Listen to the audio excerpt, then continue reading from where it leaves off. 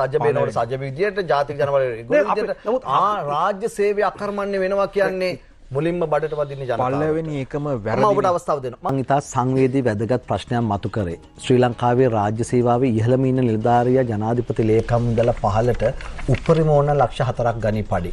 අනිකුත් සේවා හැර. තමන් ගෙදර අරන් යන ටේක් හෝම් සැලරි එක. ඒ මිනිස්සු වග කියන්න ඕන උඩින් ඉඳලා පහළට විශ්‍රාම ගිහලා විශ්‍රාම වැටුප ගන්න ඕනේ. රාජ්‍ය සේවකයා ආරක්ෂා කරගත්තේ නැත්නම් රාජ්‍ය ආන්ත්‍රණය හිර වෙනවා. බන්ධනාගාර කොමසාරිස්තුමා ආගමන විගමන හිටපු ප්‍රධානිය දැන් හිරේ.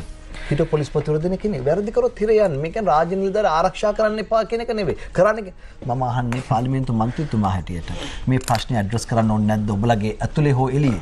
නෑ මෙහෙමයි. එන ආණ්ඩු ඒගොල්ලන්ගේ ඌ පෞද්ගලික උමනාවන් වෙනුවෙන් තමයි රාජ්‍ය සේවය මෙහෙව්වේ.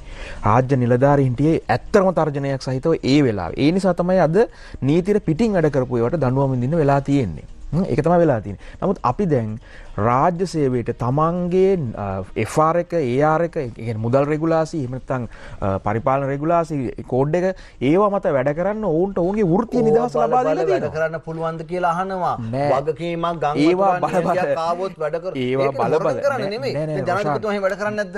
ජනාධිපතිතුමාට පුළුවන් චක්‍රලේඛ බලබල වැඩ කරන්න. මෙහෙමයි. පුළුවන්ද? පුළුවන්. ඔබේ එහෙම තමයි වැඩ කරන්නේ. විධායක ජනාධිපතිවරයෙක් මොකද චක්‍රලේඛ බලබල වැඩ කරන්නේ? මේ රොෂාන් නෑ විධායක ජනාධිපති කෙනෙක් කිව්වා මම කටවචනෙන් කිව්වොත් ඒක තමයි චක්‍රලේඛ කියලා. ඒ જાතියෙන් වැඩ කරන්න බෑ. විධායක ජනාධිපතිවරයා චක්‍රලේඛේ බලලා විවස්ථාව බලලා නීත්‍යානුකූලව තමයි වැඩ කරන්නේ. රොෂාන් මෙන්න මෙතන මෙහෙම ප්‍රශ්නයක් තියෙනවා.